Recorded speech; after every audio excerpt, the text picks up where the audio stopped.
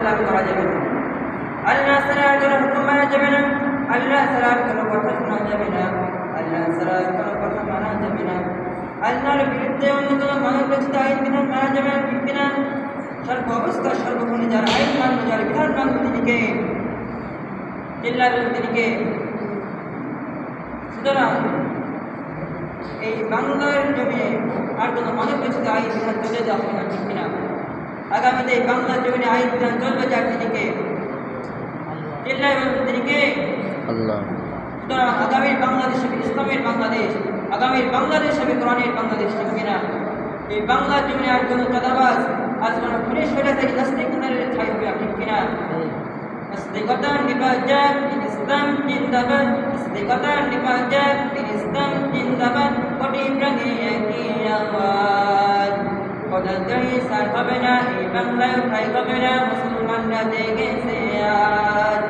যার কদমে সামনে চলো, বজ্রকণ্ঠে আওয়াজ তোলো, সবাই মিলে একই তালে দাও না স্লোগান, নারায়ে তাকবীর, আল্লাহু আকবার, নারায়ে তাকবীর, আল্লাহু আকবার। দিন ইসলাম, দিন ইসলাম, জিন্দাবাদ জিন্দাবাদ জিন্দাবাদ জিন্দাবাদ। ইসলাম দিন ইসলাম। ইসলামের জন্য দেশের হয়েছে জন্ম, ইসলামের বিরুদ্ধে গেলে দেশ হবে ভিন্ন।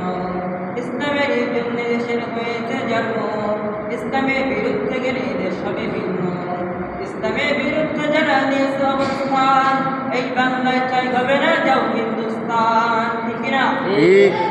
যার কদমে সামনে চলো, বজ্রকণ্ঠে আওয়াজ তোলো, সবাই মিলে একই তালে দাও না স্লোগান, নারায়ে তাকবীর, আল্লাহু আকবার, নারায়ে তাকবীর, আল্লাহু আকবার। দিন ইসলাম, দিন ইসলাম, জিন্দাবাদ জিন্দাবাদ, জিন্দাবাদ জিন্দাবাদ। ফিলিস্তান ফিলিস্তান। মুসলমানের এই দেশেতে নাস্তিকদের ঠাঁই নাই, নাস্তিকদের পক্ষে যারা তাদের কোনো রক্ষে নাই। এই দেশেতে থাকতে হলে কোরআন মানতে হবে, কোরআন না মানলে তারা বিতাড়িত হবে, ঠিক কিনা? ঠিক।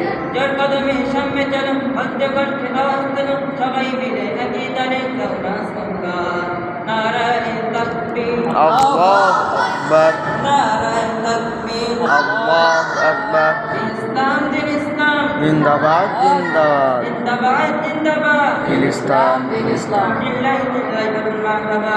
মারহাবা। এই বাংলার জমিনে আর কোনো চাঁদাবাজ, পুলিশ সরাতে নাস্তিক নাসারিদের ঠাই হবে না, ইনশাআল্লাহ।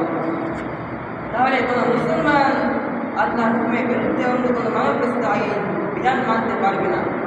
এমনকি ব্যক্তি জীবনে, পারিবারিক জীবনে, সামাজিক জীবনে, রাষ্ট্রীয় আন্তর্জাতিক জীবনে কেবলমাত্র আল্লাহর বিধান মান্য করতে হবে। অর্থাৎ বাবা মায়ের কথা মানা যাবে না, পিতার